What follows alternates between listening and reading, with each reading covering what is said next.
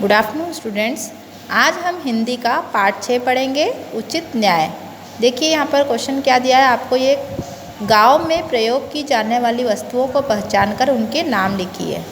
देखिए ये क्या है, चूल्हा, मटकी, हल, बैलगाड़ी। ठीक है, अब हम चैप्टर पढ़ेंगे। किसी गांव में एक बुढ़िया रहती थी। उसे बकरी पालने का बड़ा शौक था। एक बार वह मेले में गई। वहाँ उसने एक सुंदर बकरी देखी। वह उसे मुँह मांगे दाम देकर खरीद लाई। है ना, एक बुढ़िया थी, एक गांव में एक बुढ़िया रहती थी। उसको बकरी पालने का बहुत शौक था। वो एक बार मेले में गई और उसने एक सुंदर सी बकरी देखी और उसने उसको जो दाम रहते हैं, मुँह मांगे दाम देकर खरीद लिया। मतलब मुँह मांगे दाम मतलब उसने जितने दाम बोले उतने दाम में उसने उस बकरी को खरीद लिया। कुछ समय बाद अचानक एक रात उसकी बकरी गायब हो गई। उसने गांव का कोना कोना छान मारा मगर उसकी बकरी नहीं मिल पाई। अब बुढ़िया परेशान होने लगी। उसने अपने मन में सोचा, क्यों न आसपास के गांवों में बकरी को ढूंढा जाए। है ना, फिर एक रात क्या हुआ, उसकी जो बकरी थी वो अचानक से गायब हो गई और उसने सब दूर ढूंढा पर उसको उसकी बकरी नहीं मिली। तो उसने क्या सोचा कि अब आसपास के गांव में भी ढूंढ लेती हूँ। यह सोचकर बुढ़िया बकरी ढूंढने के लिए निकल पड़ी।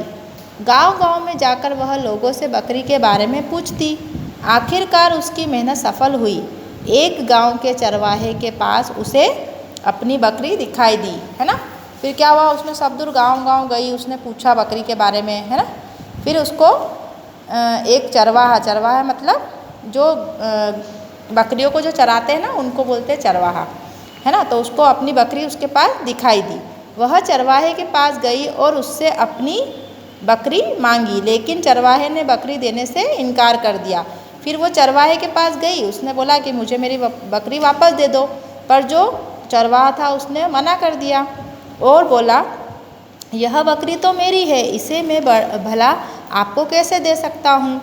अब बकरी को लेकर चरवाहे और बुढ़िया के बीच बहस होने लगी। फिर वो चरवाहा क्या बोला, ये तो बकरी मेरी है, मैं आपको क्यों दूँ। और फिर वो दोनों बहस करने लगे, झगड़ा करने लगे। जब बहस ज़्यादा बढ़ गई तो मामला गांव के मुखिया के पास पहुंच गया। मुखिया ने कहा, बैठो, अभी न्याय हो जाता है। उसने बकरी की आँखों पर पट्टी बंधवा दी। फिर चरवाहे से पूछा, फिर जो मुखिया जी के पास गए, वो जो गांव के मुखिया होते हैं उनके पास गए। फिर उन्होंने बोला कि अभी हम न्याय कर देंगे। उन्होंने क्या करा कि जो बकरी थी उसकी आँखों पर पट्टी बंधवा दी। है ना, फिर चरवाहे से पूछा, तुम्हारी यह बकरी किस आँख से कानी है।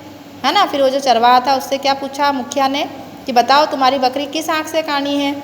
यह प्रश्न सुनकर चरवाहे के होश उड़ गए। किसी तरह संभल कर उसने जवाब दिया, बाईं आँख से। फिर जब उसने सुना ऐसा तो उसके तो होश उड़ गए। फिर उसने बोल दिया बाईं आँख से। बाईं आँख मतलब होता है उल्टी आँख। है ना, झूठ मुखिया ने डांटते हुए कहा। फिर मुखिया ने क्या बोला, तुम झूठ बोल रहे हो। जी गलती हो गई, मेरा मतलब है कि मेरी बकरी दाईं आँख से कानी है। फिर वो क्या बोला, मुझसे तो गलती हो गई है कि मेरी बकरी तो दाईं आँख से कानी, दाईं मतलब सीधी आँख से। चरवाहे ने घबराते हुए कहा। फिर वो घबरा गया।